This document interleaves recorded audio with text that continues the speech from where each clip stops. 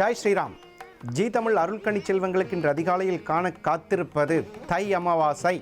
இந்த தை அமாவாசைக்கு நம்மெல்லாம் இந்த ஜென்மத்தில் புண்ணியம் பண்ணியிருக்கோம்.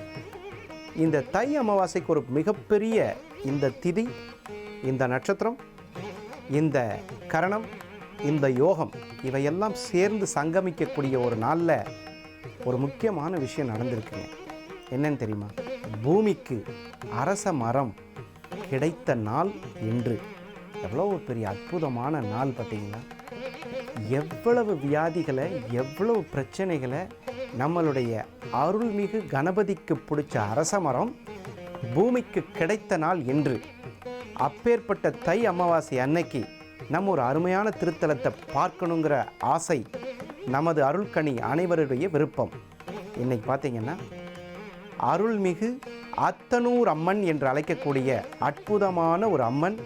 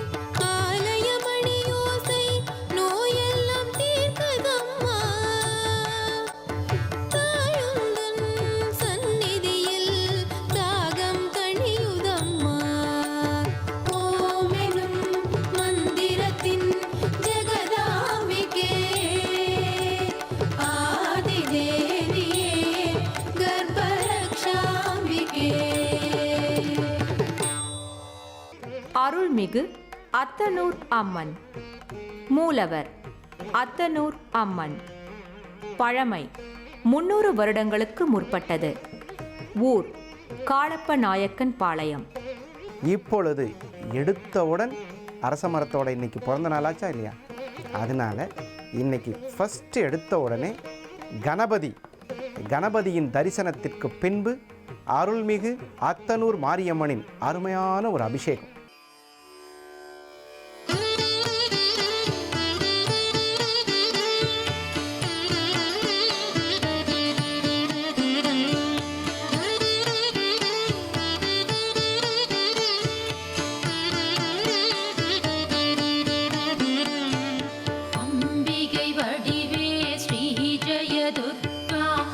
ஆதரிப்பவளே ஜெய துர்கா, நம்பிடுவோர்க்கு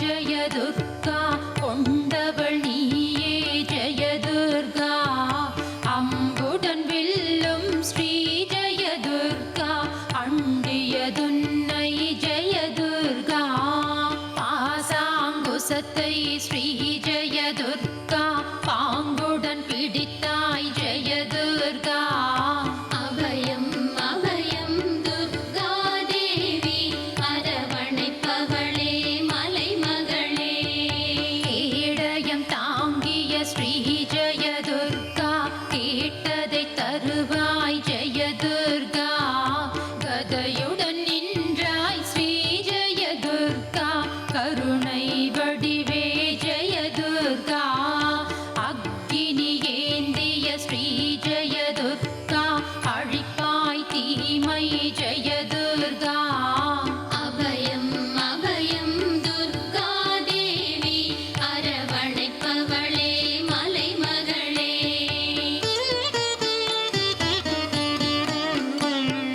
மகுடம் தரித்தாய் ஸ்ரீ ஜெயதுர்கா மலைமகள் நீயே ஜெயதுர்கா தகுமோ கோபம் ஸ்ரீ ஜெயதுர்கா தயை புரிவாயே ஜெயதுர்கா செந்நிற பிழம்பே ஸ்ரீ ஜெயதுர்கா சிந்தாமணியே ஜெயதுர்கா அபயம் அபயம் துர்கா தேவி அரவணைப்பவளே மலைமகளே மந்திரம் சொன்னோம் ஸ்ரீ ஜெயதுர்கா மனக்குறை தீர்ப்பாய் ஜெயதுர்கா சந்நிதி வந்தோம் ஸ்ரீ ஜெயதுர்கா சஞ்சல மறுப்பாய் ஜெயதுர்கா நிம்மதி தருவாய் ஸ்ரீ ஜெயதுர்கா நின்பதம் பணிந்தோம் ஜெயதுர்கா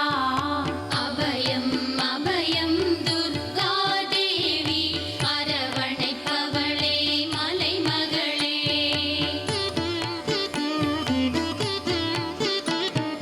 வந்தவர்க்கெல்லாம் ஸ்ரீ ஜெயதுர்கா வரங்கள் கொடுக்கும் ஜெயதுர்கா சுந்தர வடிவே ஸ்ரீ ஜெயதுர்கா சுகம் பல தருவாய் ஜெயதுர்கா கொடுமையை அழிக்கும் ஸ்ரீ ஜெயதுர்கா கொடுப்பாய் நலமே ஜெயதுர்கா அபயம் அபயம் துர்கா தேவி அரவணைப்பவளே மலைமகளே நடுநிலையாளே ஸ்ரீ ஜெயதுர்கா நல்வழி காட்டும் ஜெயதுர்கா தடைகளை நீக்கும் ஸ்ரீ ஜெயதுர்கா தருவாய் பலனை ஜெயதுர்கா கொடையன அருள்வாய் ஸ்ரீ ஜெயதுர்கா குமரனின் தாயே ஜெயதுர்கா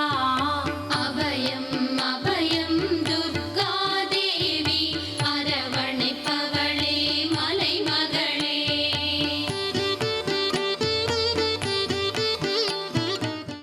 நம் முன்னோர்கள் தொன்று தொட்டு வணங்கி வந்த தெய்வம்தான் குலதெய்வமாகும். குலதெய்வ வழிபாட்டை எவர் ஒருவர் ஒழுங்காக செய்து கொண்டு வருகிறார்களோ அவர்களை எந்த கிரகமும் ஒன்றும் செய்துவிட முடியாது. குலதெய்வத்திற்கு அப்படி ஒரு சக்தி இருக்கிறது.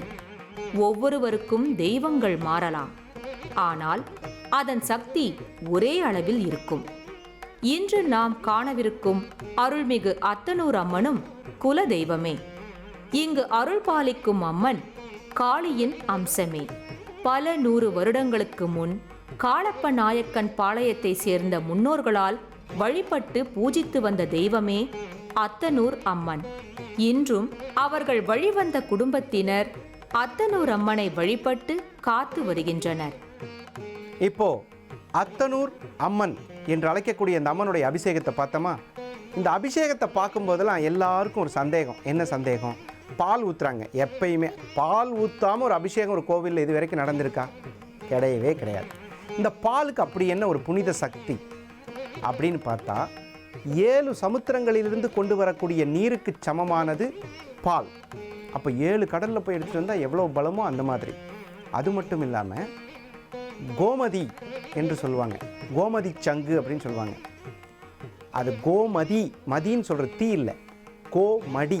மடினா கோமடி சங்குன்னு சொல்லுவோம். இப்போ நம்ம நிறைய கோவில்களில் பார்த்துருக்கோம், ஒரு புத்தில் போய் ஒரு பாம்பு போய் அந்த பாலை குடிச்சிட்டு வருதுன்னு. அப்புறம் நிறைய கோயிலில் புத்தில் வந்து தானாக பசு வந்து பால் சுரந்தது, இப்படியெல்லாம் படிச்சிருக்கோம். இந்த கோமடி சங்குனா என்னென்னா வேறு ஒன்றுமே கிடையாதுங்க. கோவினுடைய மடி, அந்த 4 காம்பில் இந்த சங்கை வச்சிங்கன்னா அந்த பால் தானாக சுரக்குமாம். எவ்வளோ அற்புதமான ஒரு ஜீவன் அந்த பசு!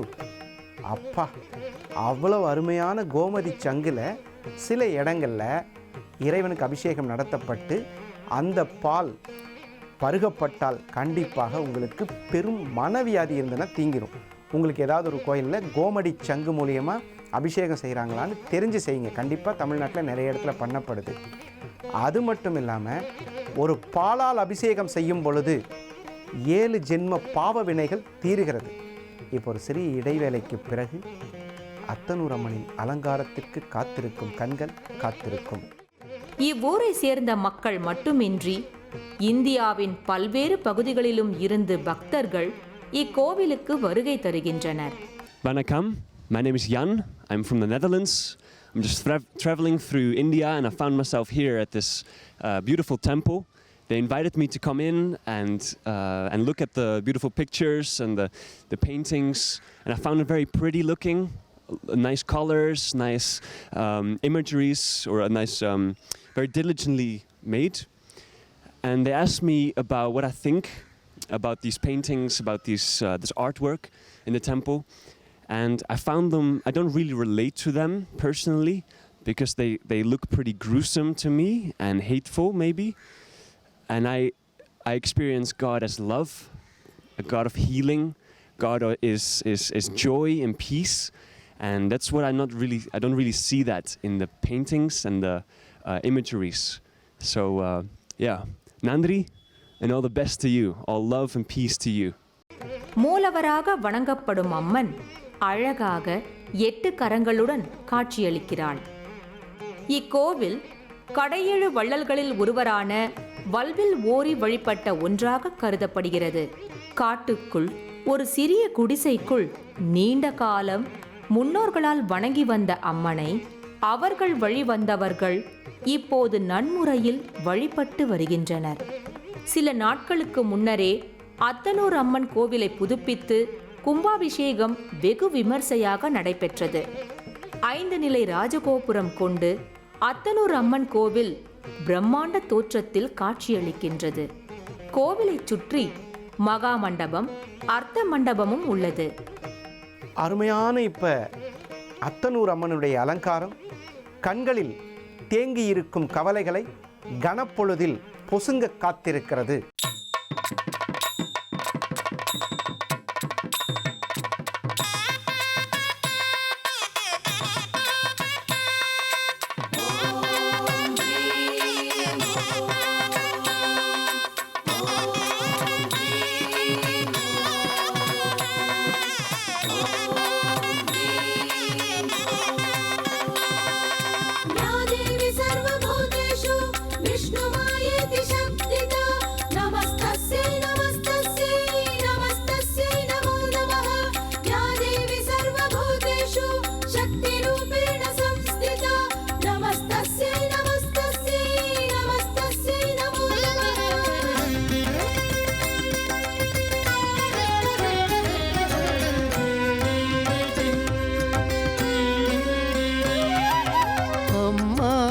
கருணையின்றி உயிர் வாழுமா? உன் சன்னதியை மிதிக்காமல் உயர்வாகுமா?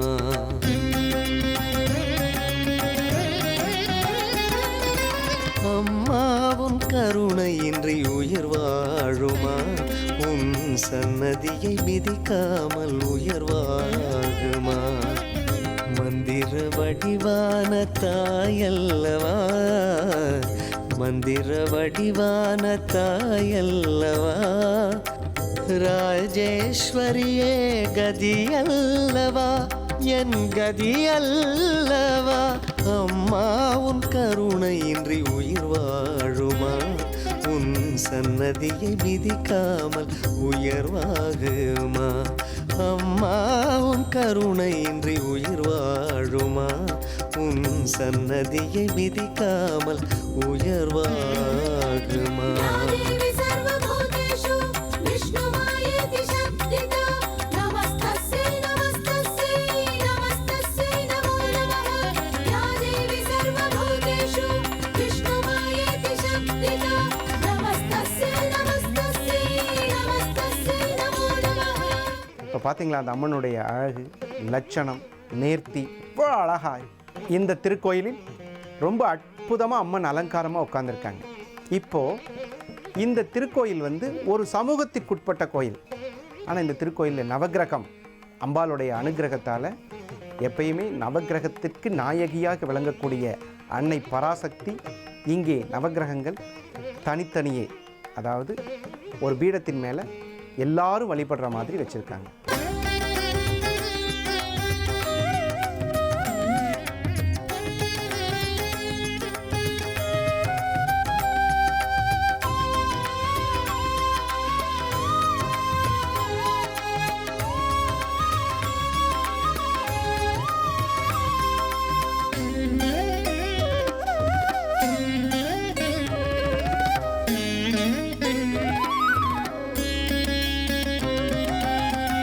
இளநகை புரிந்திடும் எழில்மதி முகமே, இனமுதம் பொழிகின்ற உன்னருட்கரமே.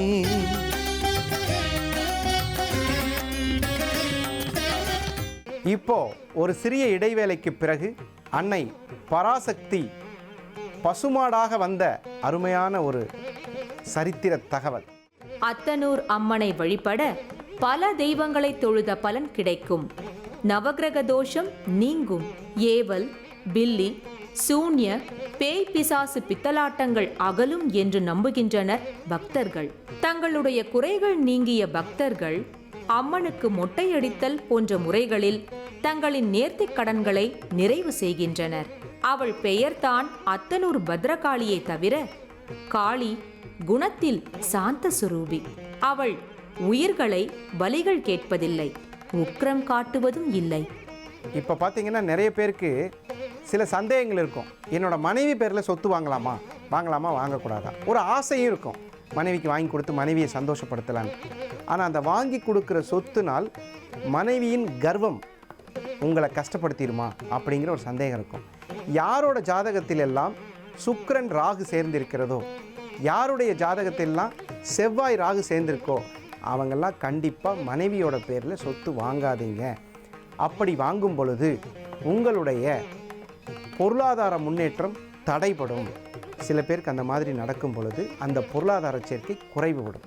சில பேருக்கு பார்த்திங்கன்னா சொந்த ஊரில் பயங்கரமான மரியாதை, அந்தஸ்து, கௌரவம், எங்கே போனாலும் எந்த தெருவில் போனாலும் வணக்கம் வணக்கம் வணக்கம் முதலாளி, வணக்கம் எஜமான் அப்படின்னு சொல்லுவாங்க.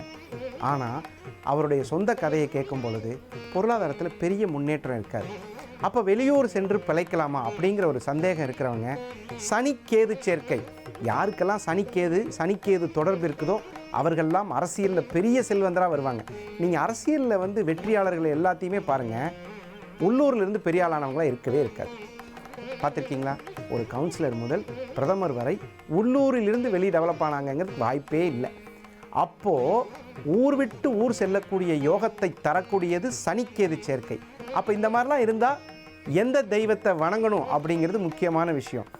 அந்த மாதிரி சுக்கிரன் ராகு, சுக்கிரன் கேது இருக்கிறவர்களோ அல்லது சனிக்கேது இருப்பவர்களோ அருள்மிகு அத்தனூர் தாயை தரிசனம் செய்தால் உங்களுடைய தோஷ நிவர்த்தி சரியாகி உங்கள் குறைகள் நீங்கி அருள்மிகு அத்தனூர் தாயாரின் அருள் பிரசாதத்தை பெற்று வெளியூரில் போய் நல்ல டெவலப் ஆகி உங்கள் பேரில் சொத்து, மகிழ்ச்சி எல்லாம் நிலைத்திருக்க எல்லாம் வல்ல அத்தனூர் அம்மன் நமக்கு வழிகாட்டுவாள் என்று சொல்லி இந்த கோவில் இருக்கக்கூடிய இடம் காலப்பநாயக்கன் பாளையம் என்று சொல்லக்கூடிய இடத்தில் கோவை மாவட்டத்தில் இருக்கிறது. மீண்டும் நாளை காலை சந்திக்கும் வரை உங்களிடமிருந்து விடைபெறுவது உங்கள் ஜாமக்கோல் பிரசன்ன ஜோதிடர் டாக்டர் நல்லநேரம் நாகராஜ். நன்றி, வணக்கம். ஸ்ரீ சிவார்ப்பணம்.